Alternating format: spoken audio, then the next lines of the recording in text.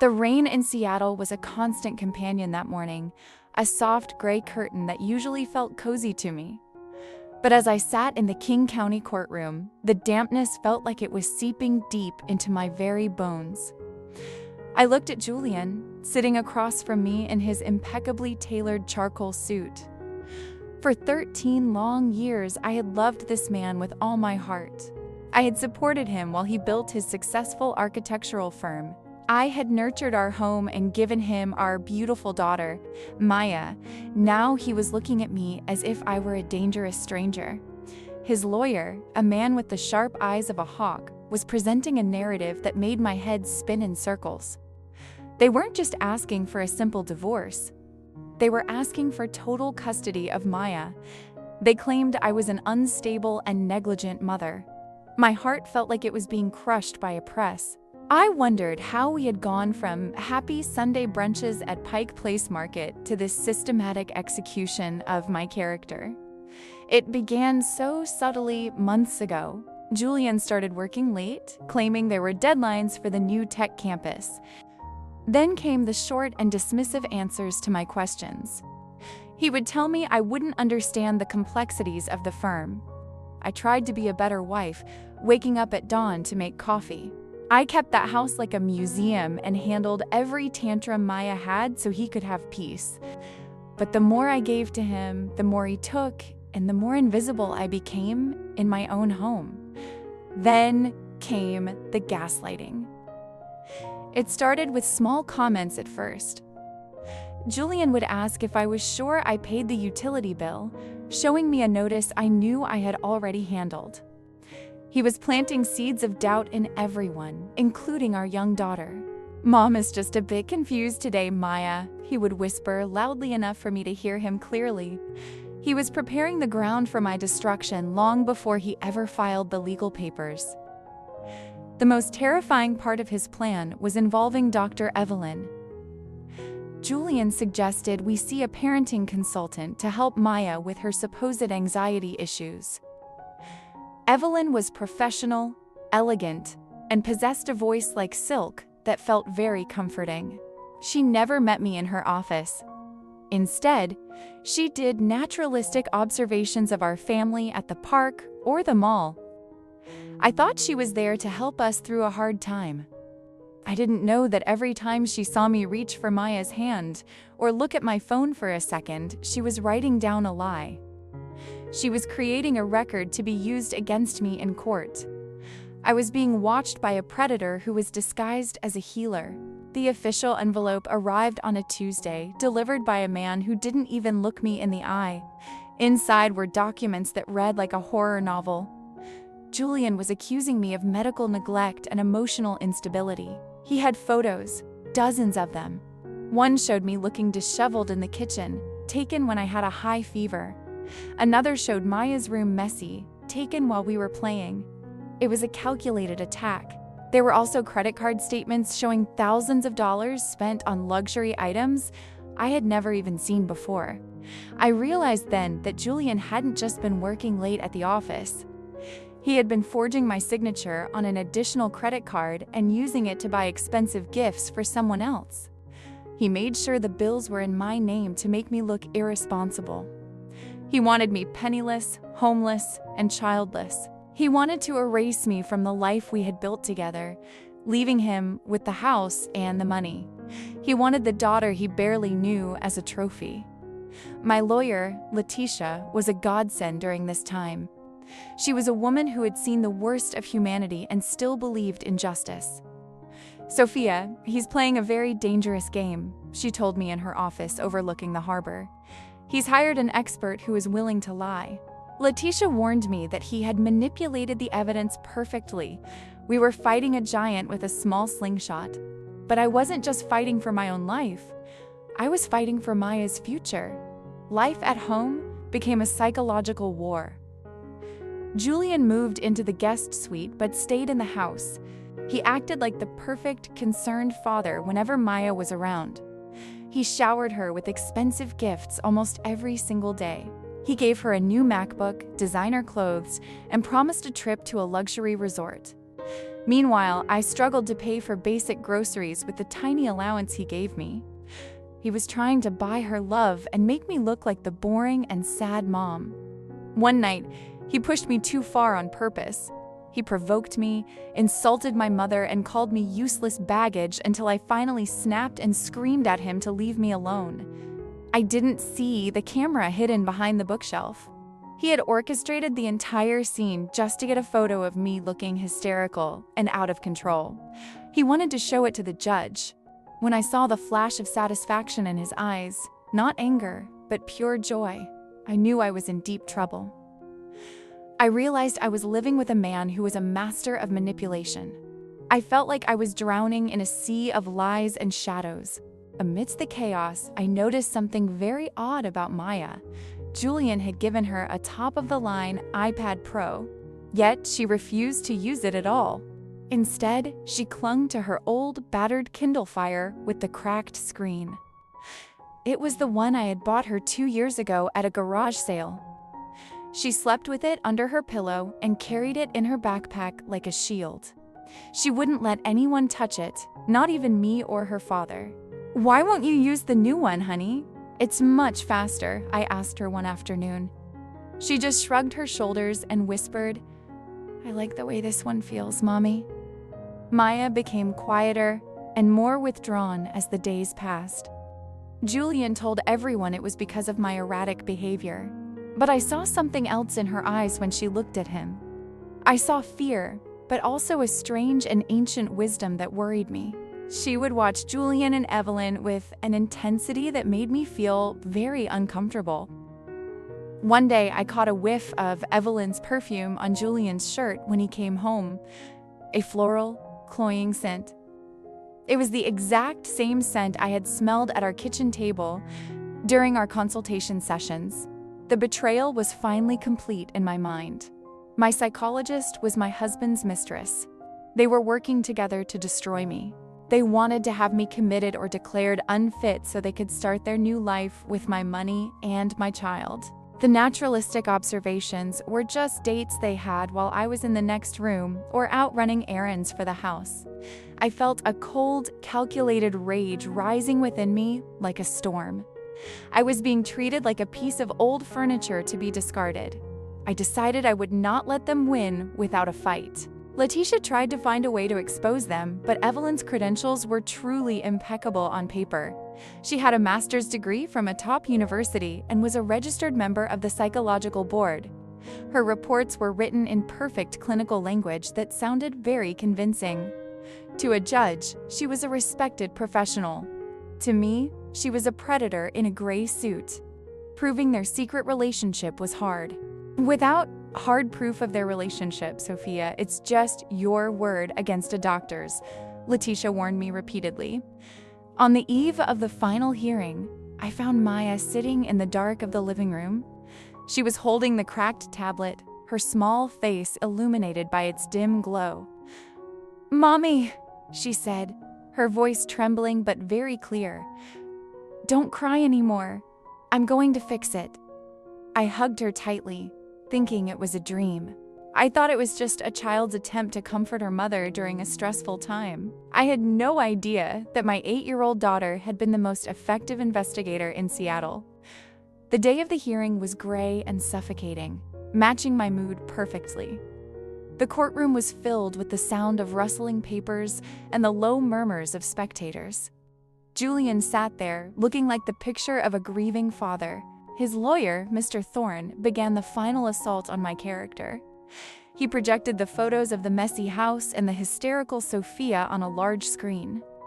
He spoke with a voice full of fake compassion about the tragedy of a mother losing her grip on reality. He said Maya needed a stable environment that only the father could provide. I felt like the air was leaving the room. I looked at the judge, but his face was unreadable. Then Thorne called Evelyn to the stand. She was perfect measured, soft-spoken, and authoritative. She described my instability in great detail, citing her scientific observations from the past 3 months. She recommended that for Maya's safety and development, custody should be granted solely to Julian. I sat there, tears streaming down my face, feeling the ground give way. I was losing my daughter to a lie. Julian's smirk was barely hidden as he watched me crumble in my seat. The judge, a man who had seen too many broken families, adjusted his glasses and prepared to deliver the final sentence. He looked at me with a mixture of pity and weariness. "This court finds," he began to say. But then the heavy mahogany doors at the back of the room creaked open suddenly. Maya stood there, still in her school uniform. She was holding the battered Kindle Fire like a sacred relic in her small hands. "Your Honor," she said, her voice ringing through the silent room with surprising strength. "I have a video. My mom doesn't know about it. Can I show it to you?" The courtroom erupted in whispers and gasps. Julian jumped to his feet, his face turning from calm to a sickly white. "Maya, get out of here right now!" he shouted at her. But the judge, sensing something historic was about to happen, silenced the room with a sharp strike of his gavel. "Bring the girl forward," he commanded with authority. An officer took Maya's hand and led her to the front. He connected the old tablet to the courtroom's projection system. The screen flickered to life, showing a shaky video taken from a low angle. It was hidden behind a large ceramic vase in our house.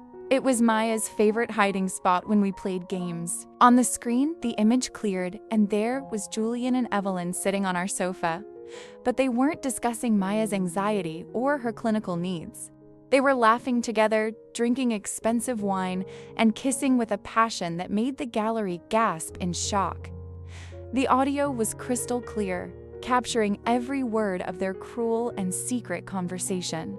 "Sophia is so predictable," Julian's voice boomed through the courtroom speakers.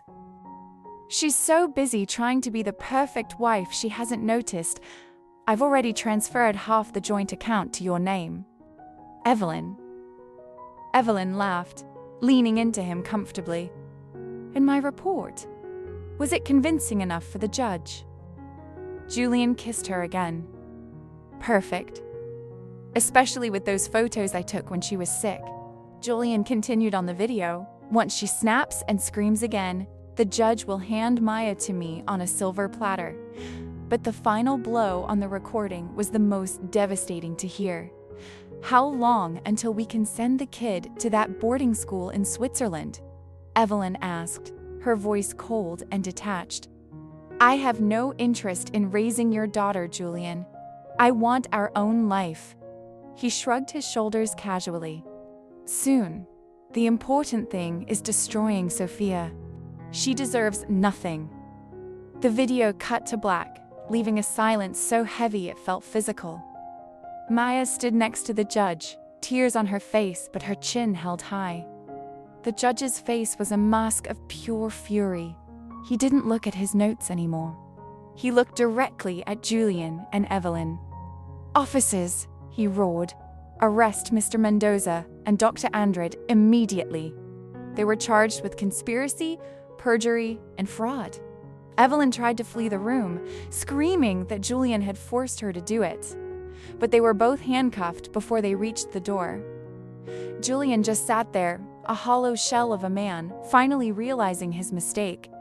The mediocre woman he tried to erase had a daughter who was a giant. The courtroom was in total chaos as the two were led away by police. The judge then turned to me, and for the first time, he spoke with genuine warmth and kindness. "Mrs. Miller, this court offers you its humblest apologies. This is the most disgraceful manipulation of the legal system I have seen in 30 years of my career." He revoked every accusation against me instantly. He denied Julian's divorce petition and granted me immediate and full custody of Maya. He also ordered the immediate freezing of all their bank accounts and commanded a full audit of the stolen funds. I fell to my knees in the middle of that courtroom, clutching Maya to my chest as I sobbed with relief. "You saved me," I whispered through my tears. "I promised I wouldn't let him hurt you, Mommy," she cried back, holding me tight.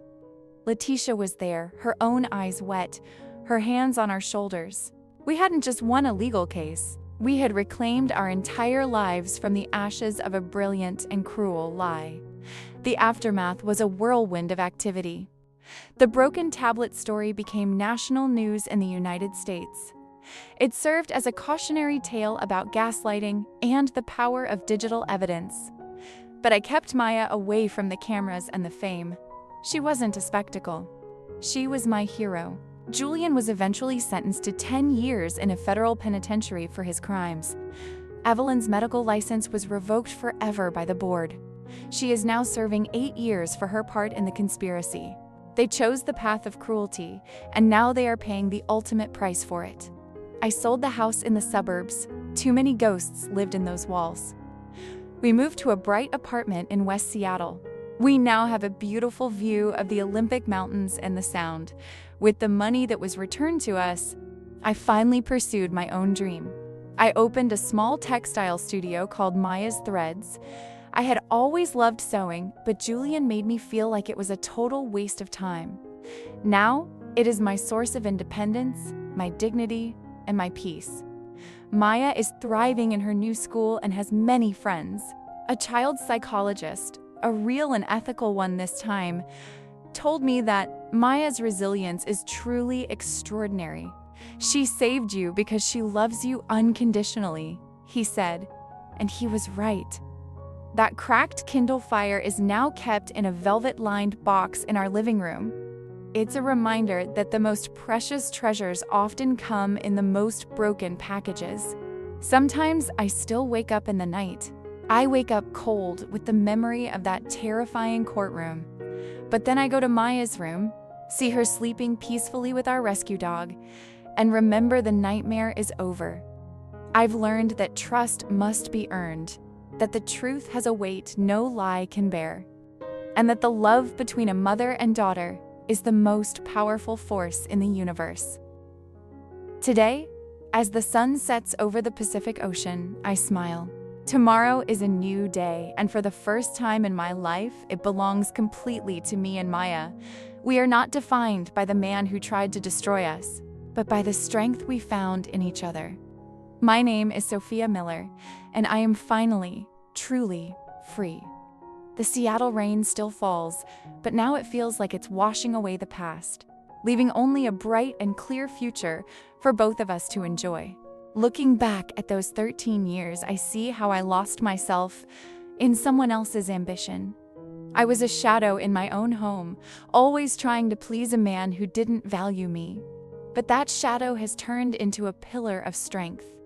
My studio is filled with colors and textures that represent my new life. I teach sewing classes to other women who have lost their way, sharing my story of survival and hope. Maya helps me in the studio on weekends. She has a natural talent for design. We spend our evenings talking and laughing, something we couldn't do when Julian was around. There are no more secrets in our house. We built our new life on a foundation of honesty and mutual respect. I realized that sometimes you have to lose everything to find what really matters. I am proud of the woman I have become. The investigation into Julian's firm revealed even more financial irregularities. It turns out he had been cheating his partners for years. His entire impeccable life was a house of cards waiting for a single gust of wind to blow it down. Maya was that wind. She saw through the facade when no one else could. She protected the person who cared for her most, and in doing so, she saved herself too. I recently received a letter from Julian from prison. He said he was sorry and wanted to see Maya. I didn't even show it to her. Forgiveness is a process, but it doesn't mean allowing a predator back into your life. He had his chance to be a father and a husband, and he chose greed instead. Maya knows he is away, but she doesn't ask to see him. She is happy with the family we have built together. Letitia still visits us occasionally. She has become a dear friend. We often sit on the balcony, watching the ferries cross the water, and talk about the strange turns life can take. She told me that my case inspired a change in the way expert testimony is handled in family courts. It's a small victory for justice, but a big one for mothers everywhere. My story is now a shield for others. Every time I see a cracked screen, I don't see a broken device. I see the tool that unlocks our prison. I see the bravery of a little girl who decided that the truth was more important than a perfect secret, that Kindle Fire is more than electronics. It's a symbol of our freedom. I am Sophia Miller, and I am no longer invisible. I am a mother, a survivor, and an artist. I am finally home. The Seattle seasons change, and with each one, I feel more grounded. The fog no longer feels like a shroud, but like a soft blanket that protects our peace. Maya is growing up fast, but she still has that same observant gaze. She is a reminder that children see much more than we give them credit for. They are the ultimate truth tellers. I will spend the rest of my life making sure she always feels heard. My textile studio has become a community hub.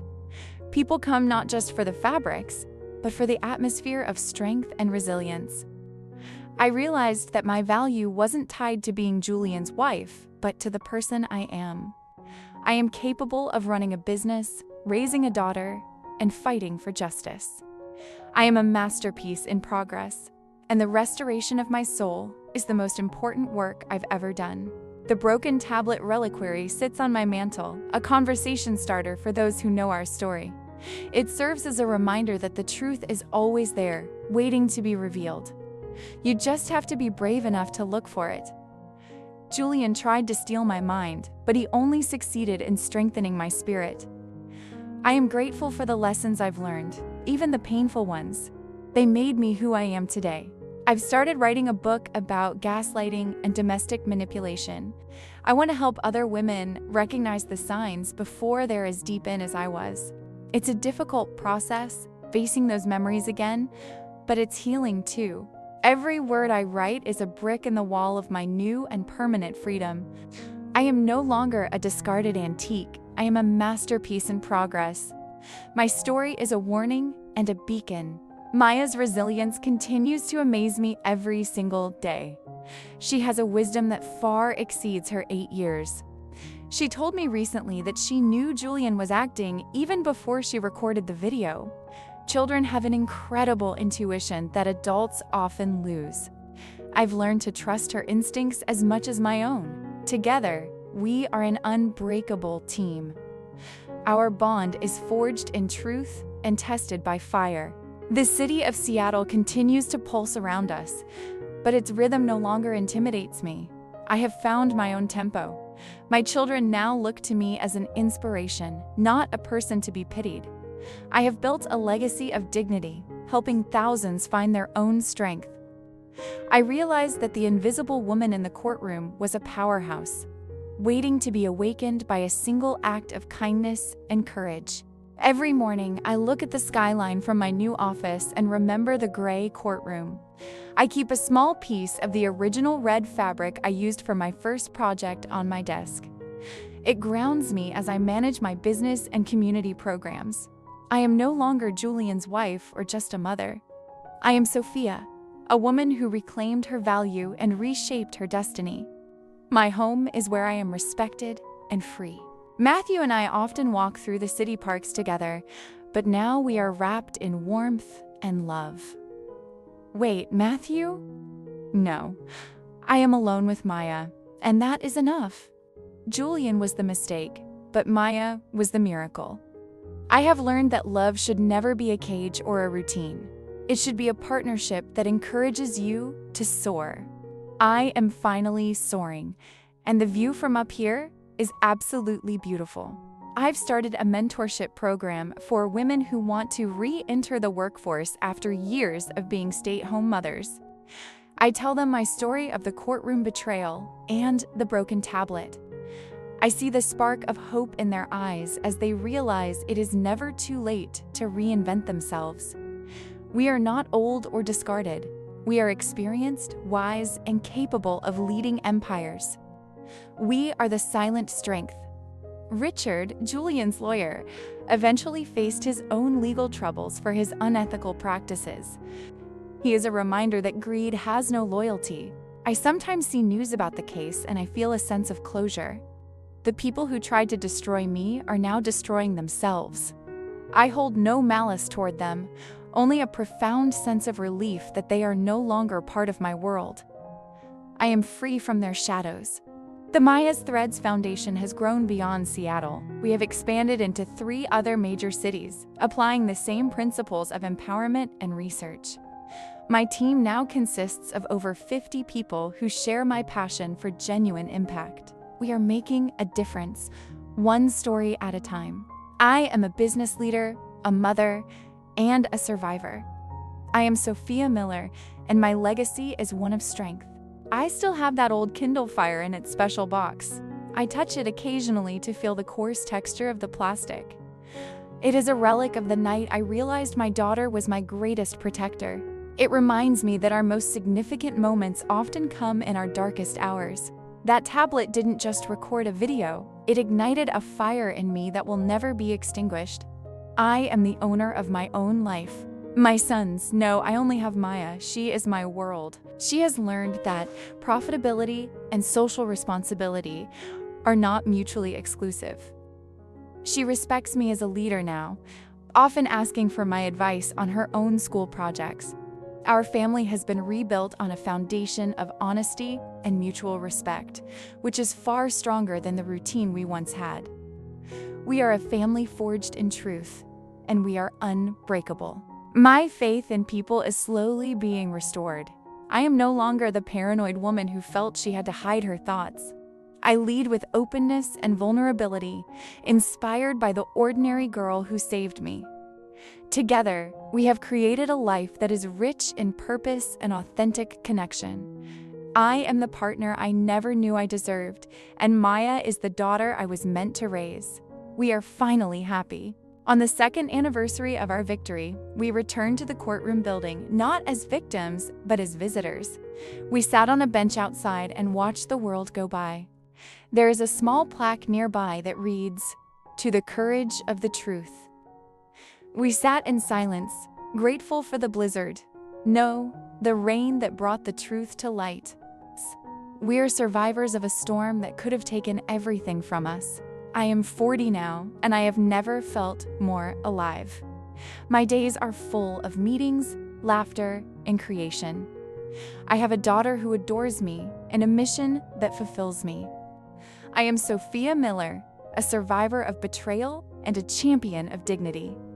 I know that the future is bright because I am the one holding the torch. I am no longer a discarded antique. I am a masterpiece in progress. The rain still falls. Final thought, to every woman who feels like her life is over after a betrayal, it is just the beginning. Don't be afraid of the silence or the rain. Sometimes you have to lose everything to discover that you are actually the owner of the world. Stand tall, trust your children, and watch how the universe rewards your courage. I am Sophia, and I am finally, truly free. Goodbye for now, and stay strong.